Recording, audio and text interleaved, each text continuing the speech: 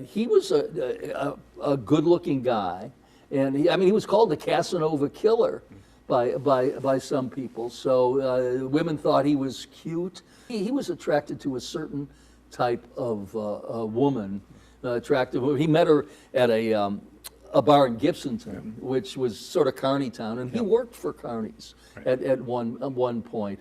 And then they went to a hotel off east of Ybor City, and that's where her body was found in the bathtub, stabbed to death. And there were other murders very similarly that he was associated with. But what obviously brought him down was that he had her car, and the wallet had his fingerprints on it as well as her fingerprints. And he said, well, when I left there, she was alive and fine. It took a while for them to catch him. Oh, yeah, it did, because he fled and he ran with her car. He was caught in a police chase that went through 2 states, and he ended up in Kentucky with a roadblock that got him.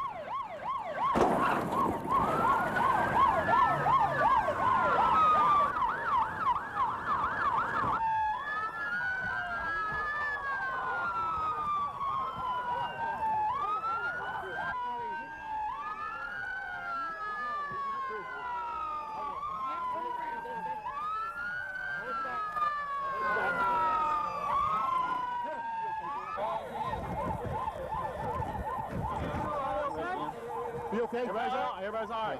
I'm all right.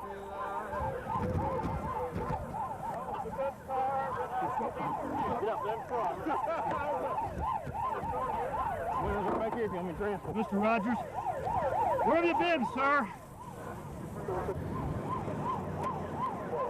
How many people have you killed, Mr. Rogers? Huh? How many people? Here, you look at me, sir.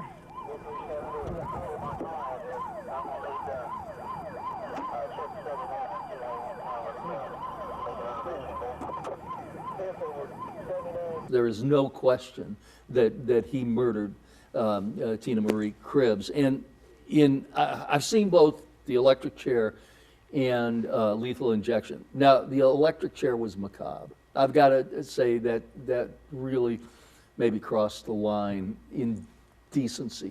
But in the lethal injection, he murdered her in a horrific way, stabbed her, left her to die, bleeding out in a bathtub, and he's going to be on a gurney, and he's going to go to sleep, and he's going to die.